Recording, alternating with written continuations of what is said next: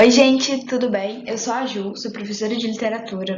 A gente está quase acabando as escolas literárias. Então, o tema de hoje é sobre o modernismo anos 30. Semana passada a gente já falou dos anos 20, tá? Então, vamos lá.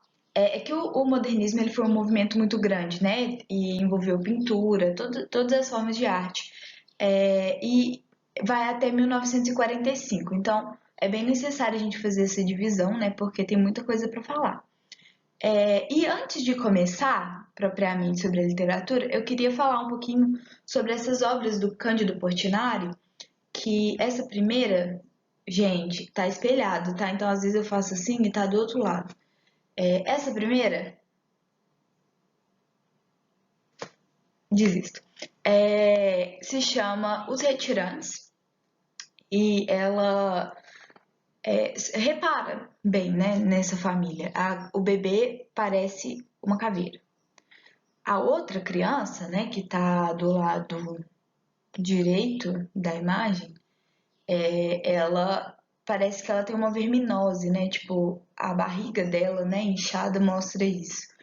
A outra criança que tá no colo dessa menina de vestido rosa também parece uma caveira. E ao redor tem urubus chegando perto, né, da família. Então, e os ossos embaixo também dá um cenário bem triste, né? Um cenário de secura, um cenário de pobreza muito, muito intenso.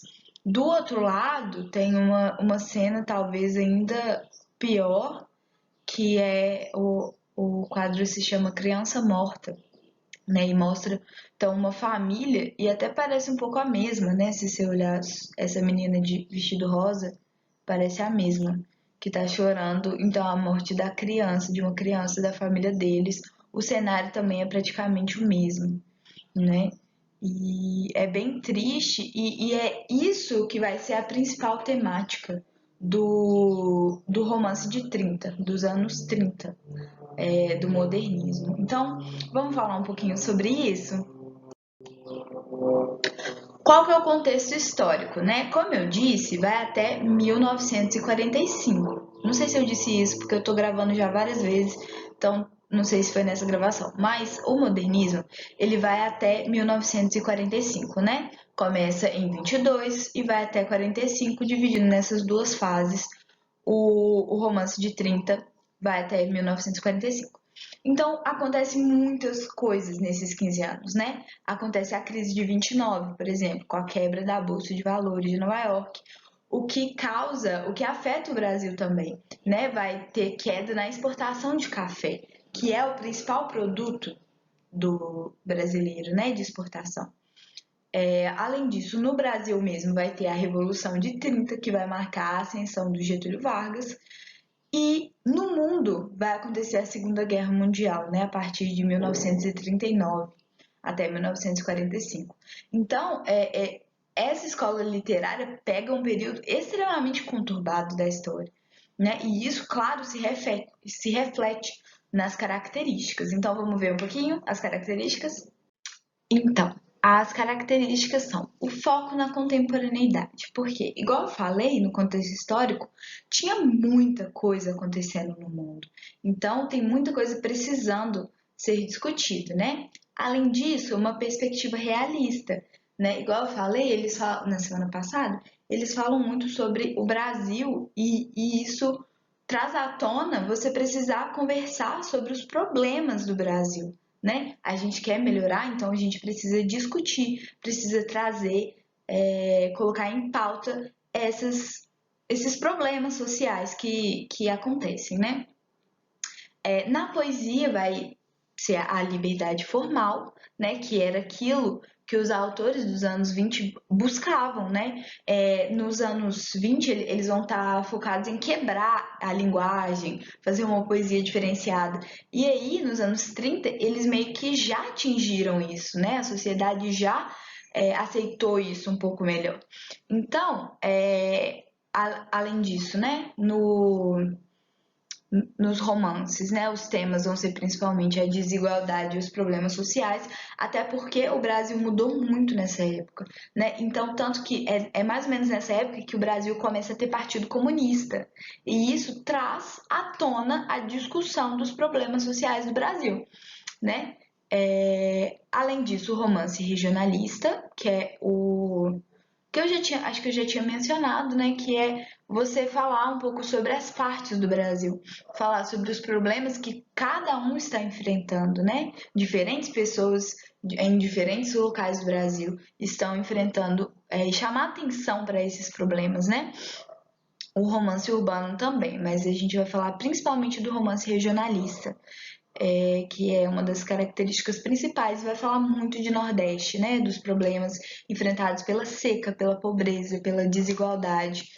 E aí eu trouxe esse trecho do Lafetá, que ele fala que o modernismo já teria obtido ampla vitória com seu programa estético e se encontrava, portanto, no instante de se voltar para outro tipo de preocupação. Esse texto se chama Estética e Ideologia, e o autor, né, o professor Lafetá, ele defende que nos anos 20 o modernismo estava mais focado na linguagem, ou seja, na estética. Tipo, ele estava mais focado em quebrar os padrões da poesia, quebrar os padrões. E só que nos anos 30 eles já começam a inserir a ideologia, ou seja, o que eles querem, no fundo, o que eles querem passar. Que é muita questão das desigualdades, dos problemas sociais, até porque muitos desses autores, eles são comunistas, né? Então eles querem abordar. Os anos 20 até abordam um pouco a desigualdade, mas eles nunca chamam para uma revolução. Já os anos 30, sim. Eles já apelam um pouco mais do tipo, a gente tem que fazer alguma coisa sobre isso. Então é bem interessante isso, tanto que o Graciliano Ramos, por exemplo, até foi preso, né, por causa disso. E então eles trazem essa discussão, né? Nos anos 20 mostra a estética, a gente quer quebrar, mas isso acaba sendo um caminho para eles mostrarem o que tinha por trás, né? O que eles estavam pensando sobre o Brasil da época. Então, quem vão ser os principais autores dessa fase? Né? Primeiro, José Américo de Almeida, que é o que vai começar um pouco essas tendências com seu livro A Bagaceira, que é de 1928. Gente, como eu disse, tá, é um romance de 30, mas é de 28, porque as coisas são um caminho. Então, ele começou em 28, mas vai ter o foco principal nos anos de 30 a 45. Mas não significa que antes ninguém podia falar, né, disso antes. Então, também tem o Jorge Amado, né, que ele é bem conhecido, que seus livros Gabriela, Cravo e Canela e Capitães de Areia, né? Tem mais, claro, mas esse Gabriela, ele é bem interessante e a Globo já produziu pelo menos duas novelas e uma foi até recente, acho que foi em 2012, com a Juliana Paz, eles produziram o livro, né? Gabriela, Cravo e Canela fala sobre a plantação de cacau em Ilhéus, na Bahia, né? E fala muito sobre isso, sobre toda a sociedade que gira em volta desse cacau. E a Gabriela, ela era uma retirante, né? Ela chega lá e, enfim, trata sobre várias coisas e é bem interessante. Tem também esse Capitães de Areia, que ele fala sobre...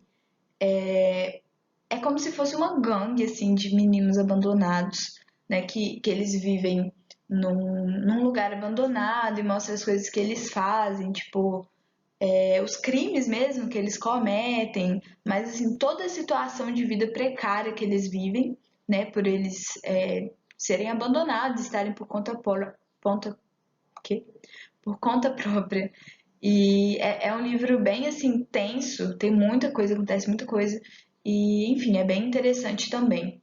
É uma discussão de um problema social, né? Até porque as crianças de rua, elas já foram muito mais comuns nas cidades do que é hoje, sabe? E eles formavam verdadeiras gangues, assim, cometiam crimes e tudo mais, então era bem complicado.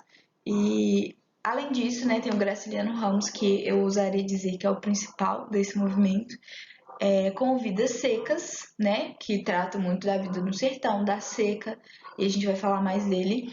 E também São Bernardo, além disso ele tem outros livros, claro, mas esses dois tratam muito da vida, né, do sertanejo. O São Bernardo, ele é da perspectiva do patrão, né, e o Vidas Secas é mais da perspectiva do empregado. Mas é bem interessante o jeito que ele trata os problemas sociais do Brasil. Também tem a Raquel de Queiroz com seu livro O 15, que é um livro muito bom, eu recomendo, super. E ela foi a primeira mulher a entrar na Academia Brasileira de Letras. Então, assim, a mulher era fera. Não que não tivesse tido outras antes, até porque eu já contei pra vocês da injustiça com a Francisca Júlia. Mas ela, então, é a primeira mulher a ter mesmo um lugar na Academia Brasileira de Letras. E esse livro aí é sensacional.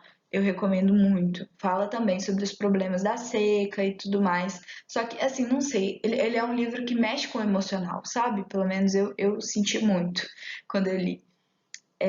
Além disso, José Lins do Rego, com seus livros Menino do Engenho, de Engenho e Riacho Doce. E na poesia, o grandíssimo Carlos Drummond de Andrade. Gente, o Carlos Drummond de Andrade é o autor mais cobrado no Enem. Então, por mais que hoje nessa aula eu não vou falar tanto dele, ele tá nessa época, porque essa época foi mais focada na prosa, né? Ele tá nessa época, a gente vai falar mais sobre ele depois, mas ele foi muito importante. Ele é um autor que vocês precisam conhecer pelo menos um pouquinho das obras dele, tá? Então ele foi muito, muito importante. Então, provavelmente na escola vocês já ouviram falar, né? Esse livro é muito, muito comentado e não é para menos, né? Até a própria narração do livro é feita de forma seca, porque o Graciliano Ramos quis mostrar essa realidade. E aí eu coloquei entre aspas aí, vida seca de tudo, apesar de eu não estar citando ninguém específico, eu sinto que eu estou citando todas as minhas professoras do ensino médio que falaram sobre vidas secas, porque elas sempre falam, né? É uma vida seca de tudo, é uma vida seca até mesmo de palavras, né? De explicações e de tudo, de água, de comida, de todas as necessidades básicas são negadas, né? E aí eu vi algumas análises falando sobre seca da natureza e seca social, ou seja, tem tanto a seca, né, de não chover e você não ter recursos porque não chove, mas por outro lado também tem a seca social, que é tipo, ele não consegue trabalho, né, o pai não consegue trabalho. Eles têm que lidar com toda uma sociedade que acaba é, fazendo com que eles sofram ainda mais, né? O sistema social faz com que a seca seja ainda mais pesada para eles, apesar de que vai discutir que tanto o rico quanto o pobre sofrem com a seca, mas obviamente o pobre acaba sofrendo mais, né? E é um livro cíclico e desmontável. Por que ele é cíclico? Porque ele começa e termina da mesma forma. Começa com a família caminhando, né? A gente pega a história meio que já no meio, já tá acontecendo. Começa com a família caminhando, então, eles são retirantes. Gente, só para explicar, né? O que é um retirante? É uma pessoa que, durante as secas do Nordeste, elas vinham muitas vezes caminhando, né, do Nordeste até o Sudeste ou até alguma parte que estivesse, que não estivesse passando por uma seca tão árida, assim, tão difícil. E até no Gabriela Cravo e Canela, a Gabriela era uma retirante, né? Que ela é uma mulher muito bonita e tal. Quando ela chega, ela tem tanta poeira nela que ninguém consegue nem ver como que ela é. Tanto que quando ela toma um banho, assim, todo mundo fala, nossa, essa mulher é tão bonita. Mas nem dava pra ver, porque de tão suja que ela tava. Mas enfim, vidas secas. E aí, beleza, eles estão caminhando e eles encontram uma fazenda abandonada. E aí eles entram e ficam muito felizes de ter encontrado aquele lugar, mas obviamente a fazenda tinha dono, né, gente? Então o dono chega e aí, porque volta a chover, e aí o dono volta, né? E aí ele contrata o Fabiano, que é o pai, para trabalhar para ele. E só que aí vão acontecendo várias coisas e no final a seca retorna e eles precisam sair novamente. Eles finalizam a história da mesma forma que começou, né? Mostrando que a vida é sempre assim, né? Tipo, o, a seca, o problema da seca era muito forte e ainda é, né? Mas com algumas coisas já melhorou um pouco em relação a, né, praticamente 100 anos atrás. Mas ele mostra muito isso, tipo, gente, isso realmente é uma realidade que sempre volta. As pessoas que vivem assim continuam vivendo assim, porque meio que não tem solução. E também vamos falar um pouquinho dos personagens. O primeiro personagem é o Fabiano, né? Que ele é o pai. Porque é a história de uma família, né? Ele é brutalizado e ele acredita que as palavras são muito difíceis e perigosas. Então ele tem dificuldade de se expressar, ele tem dificuldade de pensar, porque, né? E ele tem até uns trechos que ele fala assim que pensar não leva a nada e tudo mais. Então ele tem muita dificuldade de se expressar e de encontrar palavras. Também tem assim a Vitória, que é a mãe, né? E aí eu coloquei os sonhos deles porque é muito interessante. Qual que é o sonho principal da Sinhá Vitória? Ter uma cama, porque ela não aguenta mais dormir na esteira, dormir no chão. Então ela pensa muito que ela queria ter uma cama igual do antigo patrão dela, que é o São Tomás da Bolandeira. E aí, né, ela já é um pouco mais inteligente, vamos dizer assim, do que o Fabiano. E tanto que o Fabiano admira ela muito por ela ser, assim, ter mais facilidade, né, de pensar e de se expressar. Mas mesmo assim, ainda é difícil. Depois tem os filhos. O que é muito interessante nos filhos é que eles não têm nome, né? Então, é o menino mais novo e o menino mais velho. E o menino mais novo, o sonho dele é ser vaqueiro como o pai ou tipo fazer alguma coisa para impressionar. E é muito interessante porque ele quer impressionar o irmão e a baleia. E a baleia é a cachorra. Então, tipo, ele quer impressionar o cachorro, né? Então ele tem muito essa necessidade e o sonho dele é fazer alguma coisa bem legal assim pro irmão dele e a baleia ficarem impressionados. Além disso, tem o menino mais velho e o sonho dele é saber o significado das palavras. Então ele quer entender as palavras. E aí tem um episódio em que ele quer saber o significado da palavra inferno, que ele acha que é uma palavra muito bonita. E aí ele chega, pergunta para a mãe não dá crédito. Ele vai e pergunta para o pai também não responde. Aí a mãe fala que é um lugar ruim, né? Ele volta e começa a questionar. Mas mãe, você já viu o inferno? Porque ele não entendeu, né? Ela também não explicou muito bem. E aí ela vai e bate nele. E ele sai muito triste, pensando como que uma palavra tão bonita pode significar uma coisa tão ruim. E começa a pensar, né? A minha mãe falou que o inferno é um lugar quente de sofrimento, um lugar quente de sofrimento. E aí ele começa a associar com a vida dele, né? Tipo, ele fala: inferno é aquele dia que eu passei mal de tanto calor. Isso que é inferno. Ele começa a pensar, né? Porque ele não entendeu as implicações espirituais do inferno, mas ele começa a associar, né? Então o Graciliano Ramos fala, né? O que é o inferno. E por último, a baleia, que é a cachorrinha. E ela é muitas vezes mais humanizada do que a família, do que a própria família. Ela é considerada parte da família e ela pensa, ela tem sonhos, né? Ela, sabe, ela realmente ela é excepcional e mostra muito a animalização dos personagens humanos e a humanização da baleia, que é a cachorrinha, né? Gente, então esse foi o modernismo anos 30, tá? E é isso.